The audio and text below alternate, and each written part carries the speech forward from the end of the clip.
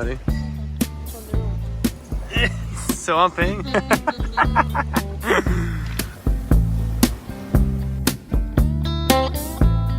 What do you think? Happy? Yes. What happens when you listen to Sam? You end up working at quarter to 7 in the morning. And? He wakes you up early. And? You see things, but it's quarter to 7 in the morning. Is it worth it? Yes, it's right. It's... Anything you wanna do. I spent most of my 20s thinking that I had to learn all of these different skills to find success in my business. I wanted to learn web design, I learned marketing, I did a computer science degree, I learned product design. But every time I learned these different skills and sort of became an expert in those individual fields, I still felt like I wasn't achieving the success I wanted to achieve, and I couldn't understand it.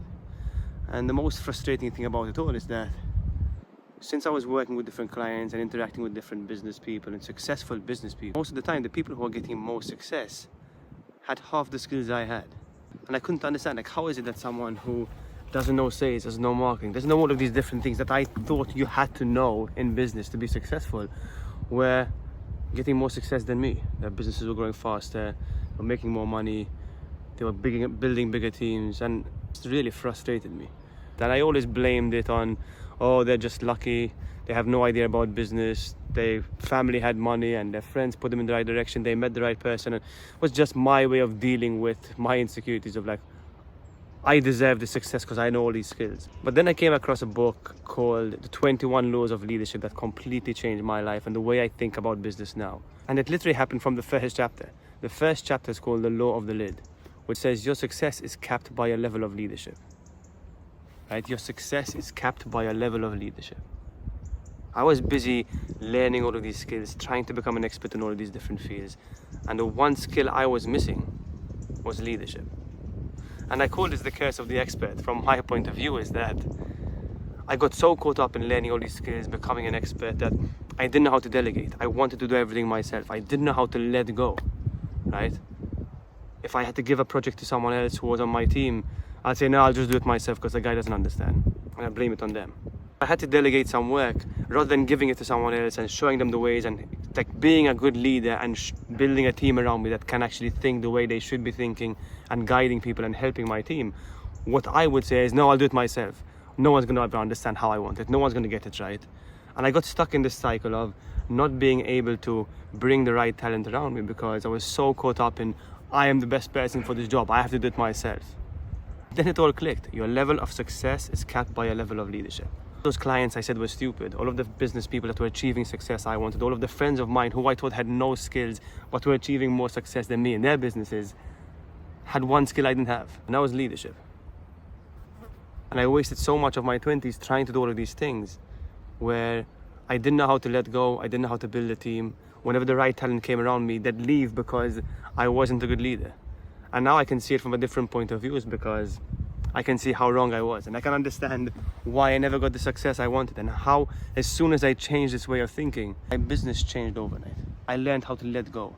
As hard as it was, I learned how to build a team, have a mission and a vision, understand how to get people around you that want to achieve the same success. As soon as I changed this, and as soon as I understood this and I changed this and I implemented it into my business, one of my goals being I need to be a better leader, everything else around me changed. And the best way to explain it would be, think about you starting a business or a new project or whatever it may be. Is you start off in a port, and before you set sail you understand where you want to go. Like, okay, I'm going to leave this harbor and we're going to go to this destination, right? And as soon as you do that and as soon as you set sail, because typically when you start something new, you are alone. You don't really have a team around you and you don't have the resources you need to actually have a team. What happens is that as soon as you set sail, you start doing everything yourself.